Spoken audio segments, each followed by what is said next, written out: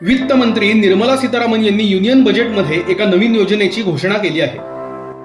5 लाख अनुसूचित जाती आणि अनुसूचित जमाती महिला उद्योजकांसाठी एक नवीन योजना सुरू करण्यात येणार आहे. A new scheme will be launched for 5 lakh women, scheduled castes and scheduled tribes, first-time entrepreneurs. This will provide term loans up to 2 crore rupees during the next 5 years. ज्यात पुढील 5 वर्षांमध्ये 2 कोटी रुपयापर्यंतच्या मुदत कर्जाची तरतूद करण्यात येईल. ही योजना स्टँड अप इंडिया योजनेचेच विस्तारित स्वरूप असेल. स्टँड अप इंडिया योजना 5 एप्रिल 2016 रोजी महिलांना, विशेषतः SC/ST समुदायातील उद्योजकांना सशक्त बनवण्यासाठी सुरू करण्यात आली होती, ज्यात किमान 10 लाख ते 1 कोटी रुपयापर्यंतच्या कर्जांची तरतूद होती.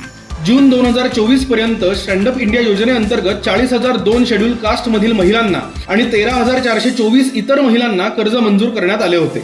आता अधिक महिलांना याचा लाभ मिळेल. अर्थात सबका साथ, सबका विकास, सबका प्रयास हेच आपल्या सरकारचे धोरण आहे.